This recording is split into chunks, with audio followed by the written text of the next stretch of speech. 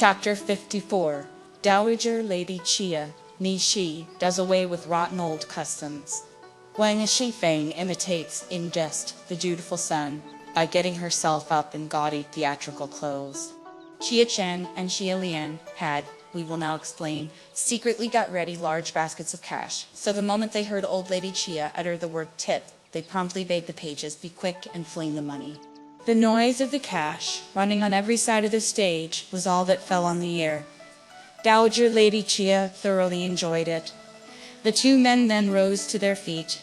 The pages hastened to lay hold of a silver kettle, newly brought in with fresh wine, and to deposit it in Xia Lian's hands, who followed Chia Chen with quick step into the inner rooms. Chia Chen advanced first up to sister-in-law Li's table, and curtsying, he raised her cup and turned round, whereupon Xia Lian quickly filled it to the brim. Next, they approached Mrs. Ashu's table, and they also replenished her cup. These two ladies lost no time in standing up and smilingly expostulating. "Gentlemen," they said, "please take your seats. What's the use of standing on such ceremonies?" But presently everyone, with the exception of the two ladies nesting Ming and Wang, quitted the banquet, and dropping their arms against their bodies, they stood on one side. Chia Chen and his companion then drew near Dowager Lady Chia's couch, but the couch was so low that they had to stoop on their knees. Chia Chen was in front and presented the cup. Xia Lian was behind and held the kettle up to her. But notwithstanding that only these two offered her wine, Chia Tsung and the other young men followed them closely in the order of their age and grade. So the moment they saw them kneel, they immediately threw themselves on their knees. "How?" Yu Chu prostrated himself at once. Xiang Yun stealthily gave him a push. "What's the use of your now following their lead again and falling on your knees?" she said. "But since you behave like this, wouldn't it be well if you also went and poured wine all round, Peo?" Yu laughed. "Hold on a bit," he rejoined in a low tone, "and I'll go and do so." So speaking, he waited until his two relatives had finished pouring the wine and risen to their feet, when he also went and replenished the cups of Mesdames Wang and Hing. "What about the young ladies?" Chia Chen smilingly asked. "You people had better be going," old Lady Chia and the other ladies unanimously observed. They'll then be more at their ease. At this hint, Chia Chen and his companions eventually withdrew. The second watch had not, at the time, yet gone. The play that was being sung was The Eight Worthies Look at the Lanterns, consisting of 8 acts, and had now reached a sensational part, KO. Yu, at this stage, left the feast and was going out. "Where are you off to?" inquired his grandmother Chia. "The crackers outside are dreadful. Mind, the lighted pieces of paper falling from above might burn you." Tao Yu smiled. "I'm not going far," he answered. "I'm merely going out of the room, and will be back at once." Dowager Lady Chia directed the matrons to be careful and escort him. Tao Yu forthwith sallied out, with no other attendants, however, than Shi Yu, Shi Wen, and several youthful maids. "How is it?" His grandmother Chia felt obliged, so asked that I don't see anything of Hizzy Jen. Is she too now putting on high and mighty airs that she only sends these juvenile girls here? Madame Wang rose to her feet with all haste. Her mother, she explained, died the other day, so being in deep mourning, she couldn't very well present herself. Dowager Lady Chia nodded her head smilingly, remarked, "There should likely that, if she were still in these practices, have quite become assentingly. When one is in service, he why become assentingly? Be no question of mourning or no mourning?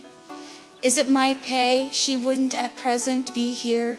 All precedents." Lady Fang crossed over to her. Had she even not been in mourning tonight, she chimed in with a laugh. She would have had to be in the garden and keep an eye over that pile of lanterns, candles, and fireworks, as they're most dangerous things. For as soon as any theatricals are set on foot in here, who doesn't surreptitiously sneak out from the garden to have a look? But as far as she goes, she's diligent and careful of every place. Moreover, when the company disperses and Brother Powell Yu retires to sleep, everything will be in perfect readiness. But had she also come, that bevy of servants wouldn't, again, have cared a straw for anything. And on his return, after the party, the bedding would have been cold. the tea, water wouldn't have been ready, and he would have had to put up with every sort of discomfort. That's why I told her that there was no need for her to come. But should you, dear? Senior, wish her here. I'll send for her straight away and have done. Old Lady Chia lent an ear to her arguments. What you say, she promptly put in, is perfectly right. You've made better arrangements than I could. Quick, don't send for her. But when did her mother die? How is it I know nothing about it? Some time ago, Lady Feng laughed. Sai Jin came in person and told you, worthy ancestor? And how is it you've forgotten it? Yes, resumed Dowager Lady Chia, smiling after some reflection. I remember now. My memory is really not of the best. At this, everybody gave way to laughter. How could your venerable ladyship, they said, recollect so many matters? Dowager Lady Chia thereupon heaved a sigh. How I remember, she added, the way she served me ever since her youth up, and how she waited upon Yunair also. How at last she was given to that prince of devils, and how she slaved away with that imp for the last few years. She is besides not a slave, girl, born, or bred in the place, nor has she ever received any great benefits from our hands. When her mother died, I meant to have given her several taels for her burial, but it quite slipped from my mind. The other day, Lady Feng remarked, Madame Wang presented her with 40 taels, so that was all right. At these words, old Lady Chia nodded assent. Yes, never mind about that, she observed. Yuan Yang's mother also died, as it happens, the other day. But taking into consideration that both her parents lived in the south, I didn't let her return home to observe a period of mourning. But as both these girls are now in mourning, why not allow them to live together? They'll thus be able to keep each other company. Take a few fruits, eatables, and other such things. Continuing, she bade a matron, and give them to those two girls to eat, which you likely wait until now. Yupo laughingly interposed. Why, she joined Zijigen long ago. In the course of this conversation, the various inmates partook of some more wine and watched the theatricals. But we will now turn our attention to Peioyu. He made his way straight into the garden. The matrons saw well enough that he was returning to his rooms, but instead of following him in, they ensconced themselves near the fire in the tea room situated by the garden gate, and made the best of the time by drinking and playing cards with the girls in charge of the tea. How? You entered the court. The lanterns burnt brightly, yet not a human voice was audible. Have they all, forsooth, gone to sleep? She ventured. Let's walk in gently and give them a fright. Presently they stepped on tiptoe past the mirrored partition. Well, at a glance, they discerned Ishu Jen lying on the stove, couched face to face with some other girl. On the opposite side sat 2 or 3 old nurses nodding, half asleep. How? You conjectured that both the girls were plunged in sleep and was just about to enter, when of a sudden someone was heard to heave a sigh and to say, how evident it is that worldly matters are very uncertain. Here you lived all alone in here, while your father and mother tarried abroad and roamed year after year from east to west without any fixed place of abode. I ever thought that you wouldn't have been able to be with them at their last moments. But as it happened, your mother died in this place this year, and you could, after all, stand by her to the end. Quite so, rejoined Zijin. Even I little expected to be able to see any of my parents' funeral. When I broke the news to our Madame Wang, she also gave me 40 taels. This was really a kind attention on her part. I had nevertheless presumed to indulge in any vain hopes. Heyo, you overheard what was said. Hastily twisting himself round, he remarked in a low voice, addressing himself to Shi Ye and her companions. Who would have fancied her also in here? But were I to enter, she'll bolt away in another tantrum. Better then that we should retrace our steps and let them quietly have a chat. Together, eh? Zijian was alone, and down in the mouth, so it's a fortunate thing that she joined her in such good time. As he spoke, they once more walked out of the court with gentle tread. Pei Yu went to the back of the rockery and stopping short, he raised his clothes. She and Chu Wen stood still and turned their faces away. Stoop, they smiled, and then loosen your clothes. Be careful that the wind doesn't blow on your stomach. The 2 young maids who followed behind surmised that he was bent upon satisfying a natural want, and they hurried ahead to the tea room to prepare the water. Just however as Pao Yu was crossing over. Two married women came in sight, advancing from the opposite direction. "Who's there?" they inquired. "Pao Yu is here," Qingwen answered. "But mind if you bawl and shout like that. You'll give him a start." The women promptly laughed. "We had no idea," they said, "that we were coming at a great festive time like this to bring trouble upon ourselves. What a lot of hard work must day after day fall to your share, young ladies." Speaking the while, they drew near. She and her friends then asked them what they were holding in their hands. "We're taking over," they replied, some things to the two girls. Miss Chin and Miss Hua, they're still singing the 8 worthies outside. You went on to observe laughingly. "And how is it you're running again?" to Miss Chin's and Miss Hua's before the trouble. "First moon box has been gone through. Take the lid off, Pao," you cried, "and let me see what there's inside." "Shh, shh." Wen and you at once approached and uncovered the boxes. The two women promptly stooped, which enabled Pao Yu to see that the contents of the 2 boxes consisted alike of some of the finest fruits and tea cakes, which had figured at the banquet, and nodding his head, he walked off, while Yu and her friends speedily threw the lids down anyhow, and followed in his track. "Those 2 dames are pleasant enough, Pao." Yu smiled, "and they know how to speak decently. But it's they who get quite worn out every day, and they contrariwise say that you've got ample to do daily. Now, doesn't this amount to bragging and boasting? Those 2 women," Yu chimed in, "are not bad, but such of them as don't know what good manners mean are ignorant to a degree of all propriety. You, who know what's what, Pao," Yu added, "should make allowances for that kind of rustic people. You should pity them, that's all." Speaking, he made his exit out of the garden gate.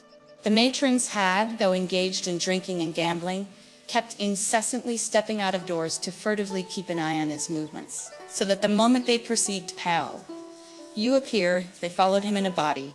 On their arrival in the covered passage of the reception hall, they espied 2 young waiting maids, the one with a small basin in her hand, the other with a towel thrown over her arm.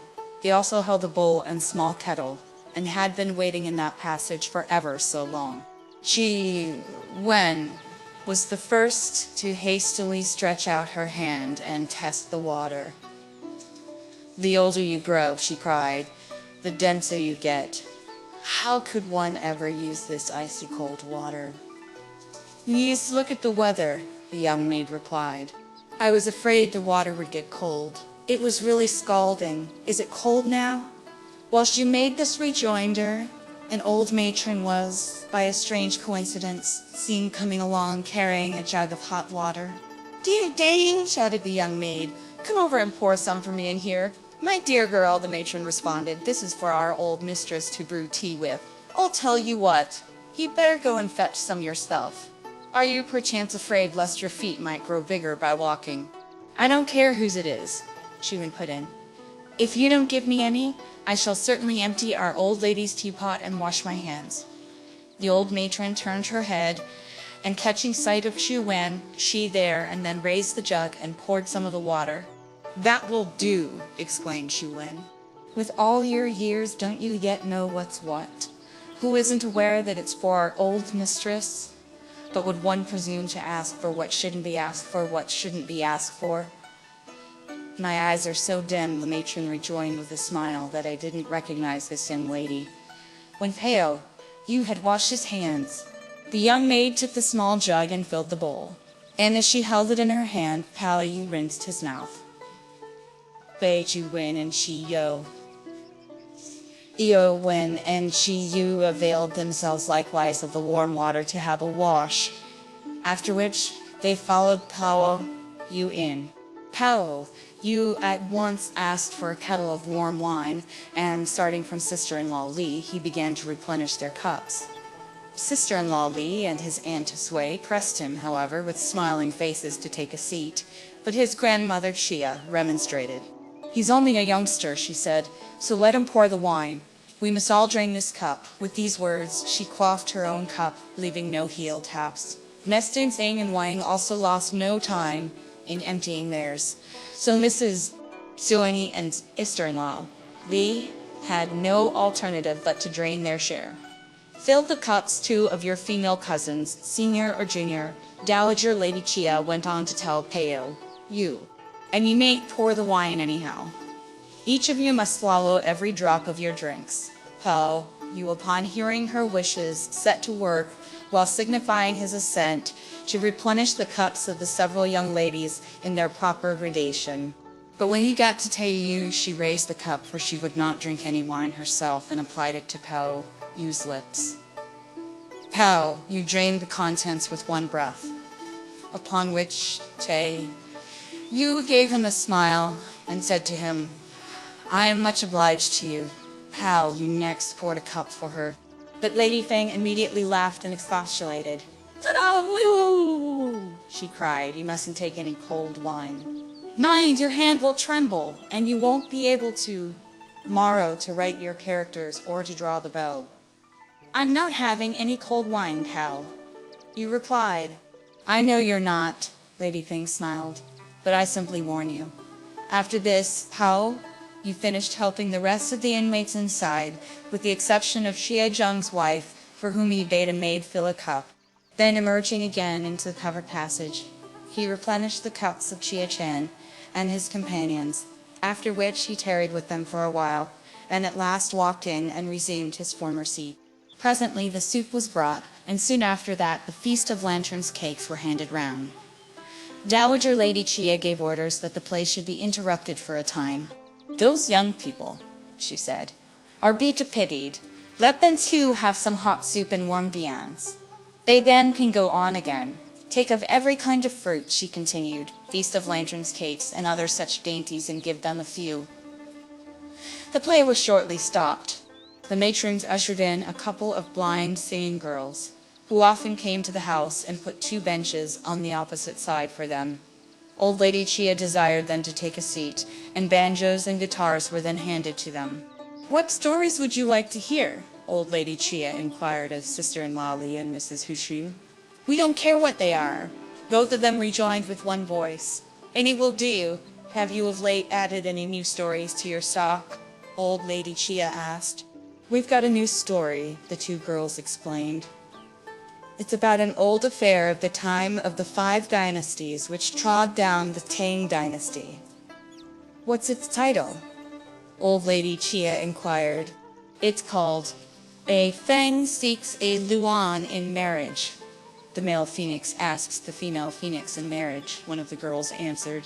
The title is all very well, Dowager Lady Chia proceeded, but why, I wonder, was it ever given to it? First tell us its general purport, and if it's interesting, you can continue. This story, the girl explained, treats of the time when the Tang dynasty was extinguished. There lived then when the Tang dynasty was extinguished. There lived then one of the gentry who had originally been a denizen of Qinling. His name was Wang Chun. He had been minister under 2 reigns. He had about this time pleaded old age and returned to his home. He had about his knees only one son called Wang Hasi. When the company heard so far, they began to laugh. Now, isn't this a duplicate of our girl Feng's name? Old Lady Chia laughingly exclaimed. A married woman hurried up and pushed the girl. That's the name of your Lady Secunda, she said, so don't use it quite so heedlessly. Go on with your story, Dowager Lady Chia shouted. The girl speedily stood up, smiling the while. We do deserve death, she observed. We weren't aware that it was Our Lady's worthy name. Why should you be in such fear and trembling? Lady Feng laughed. Go on. There are many duplicate names and duplicate surnames. The girl then proceeded with her story. In a certain year, she resumed. His Honor, old Mr. Wang, saw his son Mr. Wang off for the capital to be in time for the examinations. One day, he was overtaken by a heavy shower of rain, and he betook himself into a village for shelter. Who'd have thought it, there lived in this village. One of thought it, there lived in this village. One of the gentry of the name of Li, who had been an old friend of his Honor, old Mr. Wang, and he kept Mr. Wang Jr. to put up in his library. This Mr. Li had no son, but only a daughter. This young daughter's worthy name was H. Luan. She could perform on the lute. She could play chess, and she had form on the lute. She could play chess, and she had a knowledge of books and of painting. There was nothing that she did not understand. Old Lady Chia eagerly chimed in. It's no wonder, she said, that the story has been called A Thane Seeks a Luan in Marriage. A male phoenix seeks a female phoenix in marriage. But you needn't proceed. I've already guessed the denouement. There's no doubt that Wang Asaifeng asks for the hand of this Miss Chu Luan. Your venerable ladyship must really have heard the story before, the singing girl smiled. What hasn't our worthy senior heard? They all exclaimed. But she's quick enough in guessing even unheard of things. All these stories went invariably in one line, old lady Chia laughingly rejoined. They're all about pretty girls and scholars. There's no fun in them. They abuse people's daughters in every possible way, and then they still term them nice pretty girls. They're so concocted that there's not even a semblance of truth in them. From the very first, they canvass the families of the gentry. If the paterfamilias isn't a president of a board, then he's made a minister. The heroine is bound to be as lovable as a gem. This young lady is sure to understand all about letters and propriety. She knows everything and is, in a word, a peerless beauty. At the sight of a handsome young man, she pays no heed as to whether he be relation or friend, but begins to entertain thoughts of the primary affair of her life, and forgets her parents and sets her books on one side. She behaves as neither devil nor thief would. So in what respect does she resemble a nice pretty girl, or even her brain full of learning? She couldn't be accounted a nice pretty girl after behaving in this manner. Just like a young fellow whose mind is well stored with book lore and who goes and plays the robber. Now is it likely that the imperial laws would look upon him as a man of parts, and that they wouldn't bring against him some charge of robbery? From this it's evident that those who fabricate these stories contradict themselves. Besides, they may, it's true, say that the heroines belong to great families of official and literary status, that they're conversant with propriety and learning, and that they're honorable mothers too understand books and good manners, but great households like theirs must, in spite of the parents having pleaded old age and returned to their native places, contain a great number of inmates, and the nurses, maids, and attendants on these young ladies must also be many. And how is it then that, whenever these stories make reference to such matters, one only hears of young ladies with but a single close attendant? What can, think for yourselves, all the other people be up to? Indeed, what is said before doesn't accord with what comes afterwards. Isn't it so, eh? The party listened to her with much glee. These criticisms of yours, venerable ancestor, they said, have laid bare every single discrepancy. They have, however, their reasons, old Lady Chia smilingly resumed. Among the writers of these stories, there are some who begrudge people's wealth and honors, or possibly those who, having solicited a favor of the wealthy and honorable, and not obtained the object upon which their wishes were set, have fabricated lies in order to disparage people. There is, moreover, a certain class of persons who become so corrupted by the perusal of such tales that they are not satisfied until they themselves pounce upon some nice pretty girl. Hence is it that for fun's sake they devise all these yarns. But how could such as they ever know the principle which prevails in official and literary families? Not to speak of the various official and literary families spoken about in these anecdotes, take now our own immediate case as an instance. We're only such a middle-class household, and yet we've gotten none of those occurrences. So don't let her go on spinning these endless yarns. We must on no account have any of these stories told us. Why, even the maids themselves don't understand any of this sort of language. I've been getting so old the last few years that I felt unawares quite melancholy whenever the girls went to live far off. So my want has been to have a few passages recounted to me. But as soon as they got back, I at once put a stop to these things. Sister-in-law Lai and Mrs. Hushu both laughed. This is just the rule, they said, which should exist in great families. Not even in our homes is any of this confused talk allowed to reach the ears of the young people. Lady Feng came forward and poured some wine. Enough, that will do, she laughed. The wine has got quite cold. My dear ancestor, do take a sip and moisten your throat with, before you begin again to dilate on falsehoods. What we've been having now can well be termed record of a discussion on falsehoods. It has had its origin in this reign, in this place, in this year, in Islir, in this moon, on this day, and at this very season. But, venerable senior, you've only got one mouth, so you couldn't very well simultaneously speak of two families. When two flowers open together, the proverb says, one person can only speak of one. But whether the stories be true or fictitious, don't let us say anything more about them. Let's have the footlights put in order and look at the players. Dear senior, do let these two relatives have a glass of wine and see a couple of plays, and you can then start arguing about one dynasty after another. Hey, what do you say? Saying this, she poured the wine, laughing the while. But she had scarcely done speaking before the whole company were convulsed with laughter. The two singing girls were themselves unable to keep their countenance.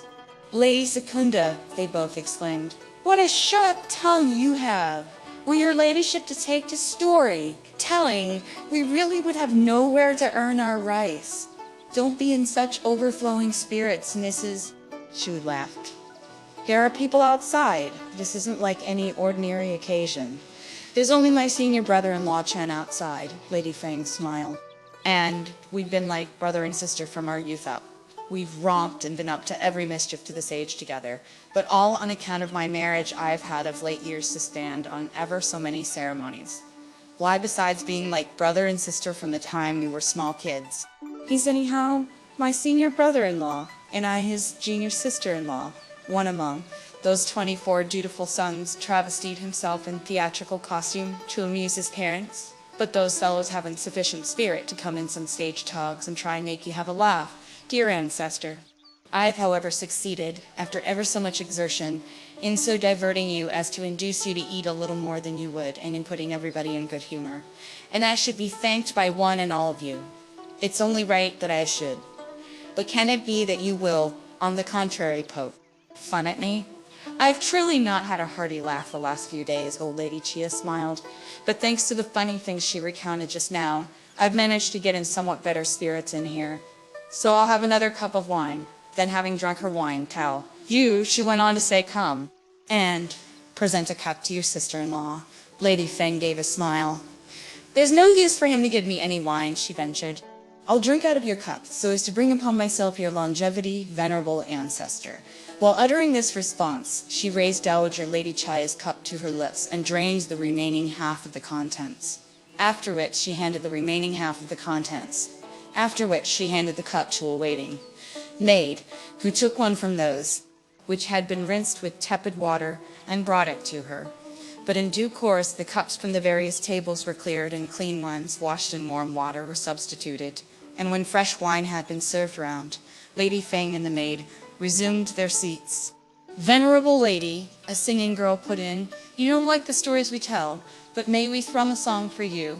You two, remarked old Lady Chia, had better play a duet of the Xiang Chunling song. The general's command. Hearing her wishes, the two girls promptly tuned their chords to suit the pitch of the song and struck up on their guitars. What watch of the night is it? Old Lady Chia at this point inquired. It's the third watch, the matrons replied with alacrity. No wonder it has got so chilly and damp, Old Lady Chia added.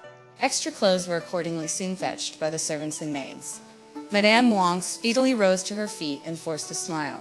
Venerable senior, she said, wouldn't it be prudent for you to move on to the stove couch in the winter apartments? It would be as well. These two relatives are no strangers, and if we entertain them it will be all right. Well, in that case, Dowager Lady Chia smilingly rejoined, why, shouldn't the whole company adjourn inside? Wouldn't it be warmer for us all? I'm afraid there isn't enough sitting room for every one of us, Madame Wang explained. I've got a plan, Old Lady Chia added. We can now dispense with these tables. All we need are 2 or 3 placed side by side. We can then sit in a group, and by bundling together, it will be both sociable as well as warm. Yes, this will be nice, one and all cried. Assenting, they forthwith rose from table. The married women hastened to remove the band-aid of the banquet. Then placing 3 large tables lengthways side by side in the inner rooms, they went on to properly arrange the fruits and viands, some of which had been replenished, others changed. You must none of you stand on any ceremonies, Dowager Lady Chia observed. If you just listen while I allot you your places and sit down accordingly, it will be all right. Continuing, she motioned to Mrs. Sui and sister-in-law alike to take the upper seats on the side of honor, and, Making herself comfortable on the west, she bade the three cousins Pao, Chin, Tai, Yu and Haiyan, Yu and Qian Yun sit close to her on the left and on the right. Pao, Yu, she proceeded, you must go next to your mother. So presently she put Pao, Yu and Pao Hui and the rest of the young ladies between Mestames Hessing and Long. On the west she placed in proper gradation Dame Lu, along with Chia Lan and Mrs. Yu and Li Wan with Chia Lan, number 2, between them, while she assigned a chair to Chia Zhang's wife among the lower seats, put crosswise. Brother Chen, old lady Chia cried, take your cousins and be off. I'm also going to sleep in a little time. Chia Chen and his associates speedily expressed their obedience and made, in a body, their appearance inside again to listen to any injunctions she might have to give them. Bundle yourself away at once, shouted Dowager Lady Chia. You needn't come in. We've just sat down, and you'll make us get up again. Go and rest. Be quick. Tomorrow, there are to be some more grand doings. Chia Chen assented with alacrity. But Zheng should remain to replenish the cups, he smiled. It's only fair that he should. Quite so, answered old lady Chia laughingly. I forgot all about him. Yes, acquiesced Chia Chen. Then twisting himself round, he led Chia Lion and his companions out of the apartment. Chia Chen and Chia Lian were, of course, both pleased at being able to get away. So bidding the servants see Chia Tsung and Chia Huang to their respective homes, Chia Chen arranged with Chia Lian to go in pursuit of pleasure and in quest of fun. But we will now leave them to their own devices without another word. I was just thinking, meanwhile Dowager Lady Chia laughed, that it would be well, although you people are numerous enough to enjoy yourselves, to have a couple of great-grandchildren present at this banquet, so Zheng Er now makes the full compliment. But Zheng Er, sit near your wife, for she and you will then make the pair complete. The wife of the domestic thereupon presented a playbill. We ladies, old lady Chia demurred, are now chatting in high glee and are about to start a romp. Those young folks have, also, been sitting up so far into the night that they must be quite cold. So let the plays alone. Tell them then to have a rest. Yet call our own girls to come and sing a couple of plays on this stage. They too will thus have a chance of watching us a bit. After lending an ear to her, the married women assented and quitted the room, and immediately finding some servant to go to the garden of Broad Vista and summon the girls, they betook themselves at the same time as far as the second gate and called a few pages to wait on them. The pages went with hurried step to the rooms reserved for the players, and taking with them the various grown-up members of the company, they only left the more youthful behind. Then fetching, in a little time, when Quan and a few other girls, 12 in all, from among the novices in the Pear Fragrance court, they egressed by the corner gate leading out of the covered passage. The matrons took soft bundles in their arms, as their strength was not equal to carrying boxes. And under the conviction that their old mistress would prefer plays of 3 or 5 acts, they had put together the necessary theatrical costumes. After Wen Quan and the rest of the girls had been introduced into the room by the matrons, they paid their obeisance, and, dropping their arms against their sides, they stood reverentially. In this propitious first moon, old lady Chia smiled. Won't your teacher let you come out for a stroll? What are you singing now? The 8 acts of the 8 worthies recently sung here were so noisy that they made my head ache, so you'd better let us have something more quiet. You must, however, bear in mind that Mrs. Shu and Mrs. Li are both people who give theatricals and have heard I don't know how many fine plays. The young ladies here have seen better plays than our own girls, and they have heard more beautiful songs than they. These actresses you see here now from Med, once, despite their youth, part of a company belonging to renowned families, fond of plays, and though mere children, they excel in a troupe composed of grown-up persons. So whatever we do, don't let us say anything disparaging about them. But we must now have something new. Tell Fang Quan to sing us the Osan Ming ballad, and let only flutes and pantian pipes be used. The other instruments can be dispensed with. Your venerable ladyship is quite right, Wen Quan smiled. Our acting couldn't, certainly, suit the taste of such people as Mrs. Shui, Mrs. Li, and the young ladies. Nevertheless, let them merely heed our enunciation and listen to our voices. That's all. Well said, Dowager Lady Chia laughed. Sister-in-law Li and Mrs. Shu were filled with delight. "What a sharp girl," they remarked smilingly. "But do you also try to imitate our old lady by pulling our leg? They're intended to afford us some ready at hand recreation," old Lady Chia smiled. "Besides, they don't go out to earn money. That's how it is, they are not so much up to the times." At the close of this remark, she also desired Kuei Quan to sing the play. "Clinging sends a letter. You needn't send a letter. You needn't," she added, "make your face up. Just sing this couple of plays so as to merely let both those ladies hear a kind of parody of them. But if you spare yourselves the least exertion, I shall be unhappy." When they heard this, when Quan and her companions left the apartment and promptly apparelled themselves and mounted the stage. First in order was sung the Chung Meng. Next, Ming sends a letter, during which everybody observed such perfect silence that not so much as the caw of a crow fell on the ear.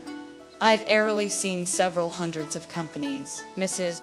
Sui smiled, "but never have I come across any that confine themselves to flutes." "There are some," Dowager Lady Chia answered.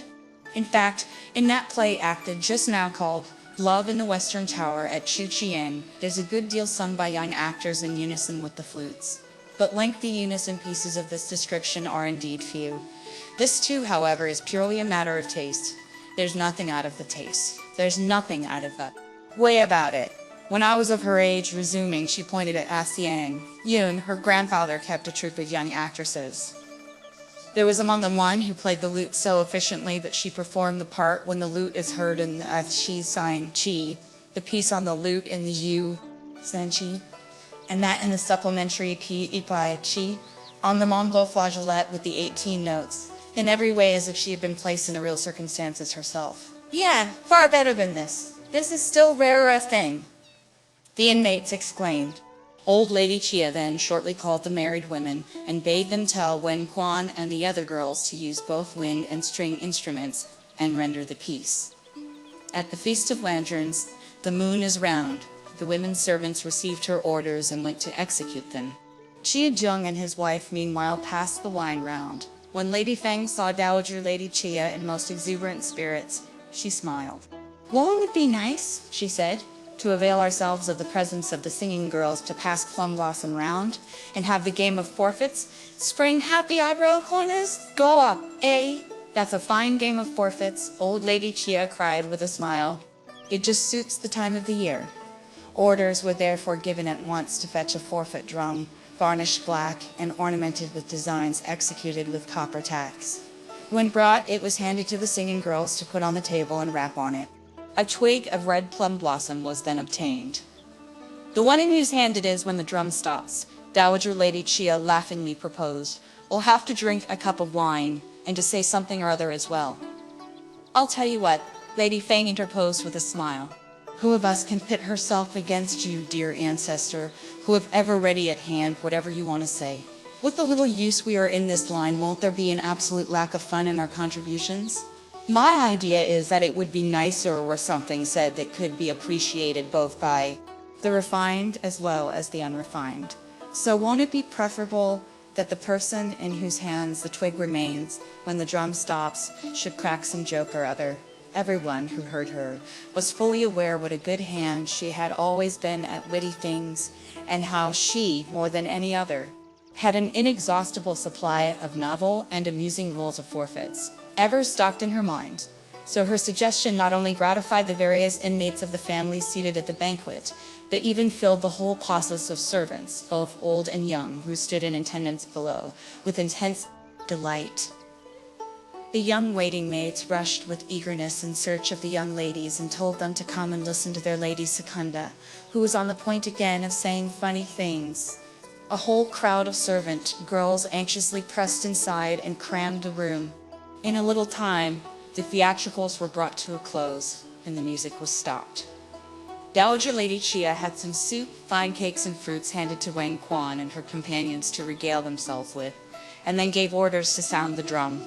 The singing girls were both experts, so now they beat fast, and now slow. Either slow, like the dripping of the remnants of water in a clepsydra, or quick, as when beans are being sown.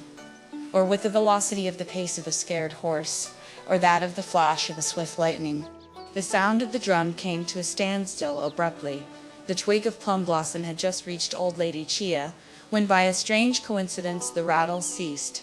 Everyone blurted out into a boisterous fit of laughter. Chia Jung hastily approached and filled the cup.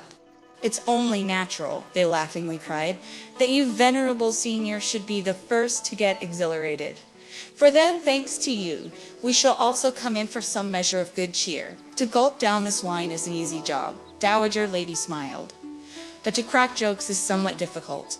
Your jokes, dear ancestor, are even wittier than those of Lady Feng," the party shouted, "so favor us with one, and let's have a laugh." "I've nothing out of the way to evoke laughter with," old Lady Chia smilingly answered. "Yet all that remains for me to do is to thicken the skin of my antiquated fizz and come out with some joke." In a certain family, she consequently went on to narrate, there were 10 sons. These married 10 wives. The 10th of these wives was, however, so intelligent, sharp, quick of mind, and glib of tongue, that her father and mother-in-law loved her best of all, and maintained from morning to night that the other 9 were not filial. These 9 felt much aggrieved, and they accordingly took counsel together. "We 9, they said, "are filial enough at heart. The only thing is that shrew has the gift of the gab. That's why our father and mother-in-law think her so perfect. But to whom can we go and confide our grievance?" One of them was struck with an idea. "Let's go tomorrow," she proposed, "to the temple of the King of Hell and burn incense.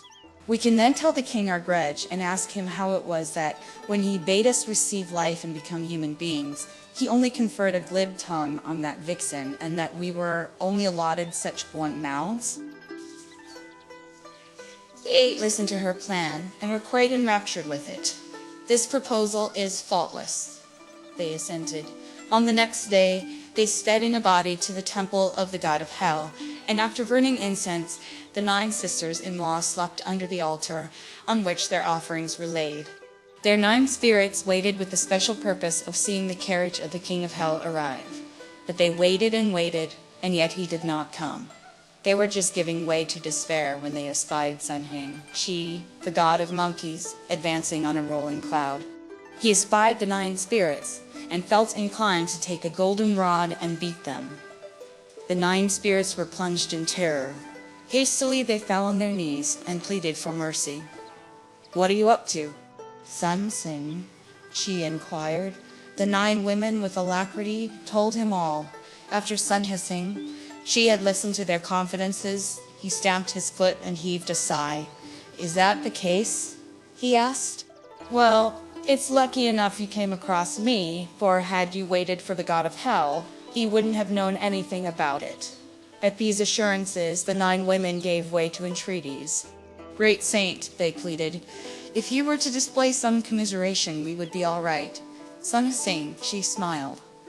"There's no difficulty in the way," he observed. "On the day on which you 10 sisters-in-law came to life, I was, as luck would have it, on a visit to the King of Hell's place. So I saw him do something on the ground, and the junior sister-in-law of yours lap it up. But if you now wish to become smart and sharp-tongued, the remedy lies in water. If I too were therefore to do something, and you to drink it, the desired effect will be attained." At the close of her story, the company roared with laughter. "Splendid," shouted Lady Feng. "But luckily we're all slow of tongue and dull of intellect. Otherwise we too must have had the water of monkeys to drink." "Who among us here," Mrs. Yu and Dame Lu smilingly remarked, addressing themselves to Li Wan, "has tasted any monkey's water? So don't sham ignorance of things." "A joke must hit the point to be amusing," Mrs. Tushi ventured. But while she spoke, the girls began again to beat the drum. The young maids were keen to hear Lady Feng's jokes. They, therefore, explained to the singing girls in a confidential tone that a cough would be the given signal for them to desist. In no time, the blossom was handed round on both sides. As soon as it came to Lady Feng, the young maids purposely gave a cough. The singing girl at once stopped short. "Now we've caught her," shouted the party laughingly. "Drink your wine, be quick, and mind you tell something nice." But don't make us laugh so heartily as to get stomach aches. Lady Fang was lost in thought. Presently, she began with a smile. A certain household, she said, was celebrating the first moon festival. The entire family was enjoying the sight of the lanterns and drinking their wine. In real truth, unusual excitement prevailed. There were great-grandmothers, grandmothers, daughters, in-law, grandsons' wives, great-grandsons, granddaughters, granddaughters-in-law, aunts' granddaughters, cousins' granddaughters, and there was verily such a bustle and confusion. While minding her story, they laughed. "Listen to all this mean mouth says," they cried. "We wonder what other ramifications she won't introduce." "If you want to bully me," Mrs. Yu smiled, "I'll tear that mouth of yours to pieces." Lady Fang rose to her feet and clapped her hands. "One does all one can to rack one's brain," she smiled, "and here you combine to do your utmost to confuse me. Well, if it is so, I won't go on." "Proceed with your story," old Lady Chia exclaimed with a smile. "What comes afterwards?" Lady Fang thought for a while. "Well, after that," she continued laughingly, "they all sat together and crammed the whole room. They primed themselves with wine throughout the hours of night, and then they broke up." The various inmates noticed in what a serious and sedate manner she narrated her story, and none ventured to pass any further remarks, but waited anxiously for her to go on. When they became aware that she coldly and dryly came to a stop, "Xie Xiang!" Yun stared at her for ever so long. "I'll tell you another," Lady Fang laughingly remarked. "At the first moon festival, several persons carried a cracker as large as a room and went out of town to let it off. Over and above 10,000 persons were attracted, and they followed to see the sight. One among them was of an impatient disposition. He could not reconcile himself to wait, so stealthily he snatched a joss stick and set fire to it. A sound of "hoo chi" was heard. The whole number of spectators laughed boisterously and withdrew. The persons who carried the cracker felt a grudge against the cracker seller for not having made it tight, and wondered how it was that everyone had left without hearing it go off. Is it likely that the men themselves didn't hear the report? She insinuated. Why, the men themselves were deaf, Lady Fang rejoined. After listening to her, they pondered for a while, and then suddenly they laughed aloud in chorus. But remembering that her first story had been left unfinished, they inquired of her, what was, after all, the issue of the first story? "You should conclude that too." Lady Fang gave a rap on the table with her hand. "How vexatious you are," she exclaimed. "Well, the next day was the 16th, so the next day was the 16th. So the festivities of the year were over, and the feast itself was past and gone. I see people busy putting things away and fussing about still, so how can I make out what will be the end of it all?" At this, one and all indulged in renewed merriment. "The fourth watch has long ago been struck outside," Lady Fang smilingly said. "From what I can see, our worthy senior is also tired out, and we should, like when the cracker was let off in that story of the deaf people, be bundling ourselves off and finish." Mrs. Yu and the rest covered their mouths with their handkerchiefs and laughed. Now they stooped forward, and now they bent backward, and pointing at her, "This thing," they cried, "has really a mean tongue." Old Lady Chia laughed. "Yes," she said, "this vixen thing has, in real truth, developed a meaner tongue than ever." But she alluded to crackers, she added, "So let's also let off a few fireworks so as to counteract the fumes of the wine." Jie Zheng overheard the suggestion. Hurriedly leaving the room, he took the pages with him, and having a scaffolding erected in the court, they hung up the fireworks and got everything in perfect readiness. These fireworks were articles of tribute sent from different states and were, albeit not large in size, contrived with extreme ingenuity. The representations of various kinds of events of antiquity were perfect, and in them were inserted all sorts of crackers. Ling, Tai. He was naturally of a weak disposition, so she could not stand the report of any loud intonation. Her grandmother Chia therefore clasped her immediately in her embrace. Mrs. Sishu meanwhile took to sighing, Yun in her embrace. "I'm not afraid," smiled Han. "Yun and I? Nothing she likes so much as letting off huge crackers," Pao Hai smilingly interposed. "And could she fear this sort of thing? Madame Wang thereupon laid hold of Pao Yu and pulled him in her lap. We've got no one to care a rat for us, Lady Fang laughed. I'm here for you, Mrs. Yu rejoined with a laugh. I'll embrace you. There, you're again behaving like a spoilt child. You've heard about crackers, and you comport yourself as if you'd had honey to eat. You're quite frivolous again, today. Wait till we break up, Lady Feng answered, laughing, and we'll go and let some off in our garden. I can fire them far better than any of the young lads. While they bandied words, one kind of firework after another was lighted outside, and then later on some more again. Among these figured Phil, heaven stars, 9 dragons, enter clouds over whole land, and crack of thunder, fly up heavens, sounds, tin shots, and other such small crackers. Then shots, and other such small crackers. Fireworks over, the young actresses were again asked to render the lotus flowers fall, and cash were strewn upon the stage. The young girls bustled all over the boards, snatching cash and capering about. The soup was next brought. The night is long, old Lady Chia said, and somehow or other it'd feel peckish. There's some congee, Lady Feng promptly remarked, prepared with duck's meat. I'd rather have plain things, Dowager Lady Chia answered. There's also some congee made with non-glutinous rice and powder of dates. It's been cooked for the ladies who fast. If there's any of this, it will do very well, old Lady Chia replied. While she spoke, orders were given to remove the remnants of the banquet, and inside as well as outside were served every kind of researched small dishes. One and all then partook of some of these refreshments at their pleasure, and rinsing their mouths with tea, they afterwards parted. On the 17th, they also repaired at an early hour to the Ming mansion to present their compliments, and remaining in attendance while the doors of the ancestral hall were closed and the images put away, they at length returned to their quarters.